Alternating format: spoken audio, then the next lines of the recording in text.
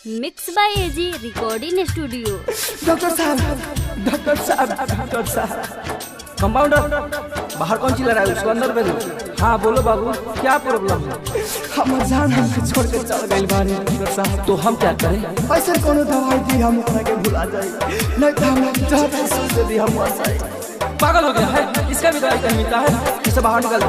तोहर जितना पैसा होखी डॉक्टर देहब बतला दो, देहब बतला दो ओकर चेहरा भुला सुइया लगा दो, सुइया लगा दो।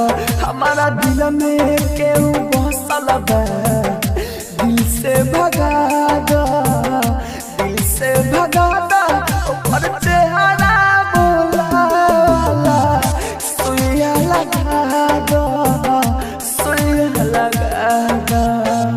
डॉक्टर साहब जाता है कि नहीं बाहर? प्लीज डॉक्टर साहब प्लीज, हमर जान हमके छोड़ के चल गई। आज तक तुम्हारे जैसे मरीज कभी नहीं देखे। अरे डॉक्टर साहब क्या करूं मैं? बाहर निकलो, पागल हो गया है तू? नहीं डॉक्टर साहब, हमारा दिल दुख रहा है डॉक्टर साहब। क्या तू सच में पागल हो गया? अपने आला साता रखिया फरी कोता रे पर याद में आजा दिलवा धड़ी कोता रे। अरे डॉक्टर साहब तू तो चले गई नसाला के डोली में, हमारा रातों दिन अखी आई बरसाता रे। अपना मर्ज के बेड पर एही जे सुता दो, एही जे सुता दो ओकर चेहरा भुलावे वाला सुइया लगा दो, सुइया लगा दो। Mix by AG recording studio. DJ Hariom Basantpur, DJ Hariom Basantpur. बाहर निकलो, पागल हो गया है तू? नहीं डॉक्टर साहब, हमारा दिल दुख रहा है डॉक्टर साहब। क्या तू सच में पागल हो गया? चल जा, बाहर निकल।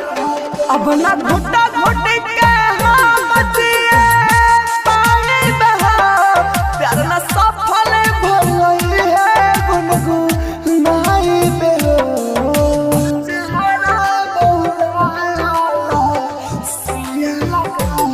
सुन संता साराती हमारे बतियान हो, अब ना केहू के प्यार में धोखा खाइबो। लब से राहुल राजा धनी के मुक्ति करा दो, मुक्ति करा दो ओकर चेहरा भुलाए वाला सुइया लगा दो, सुइया लगा दो। Mix by AG recording studio, Roshanpur Sapaha.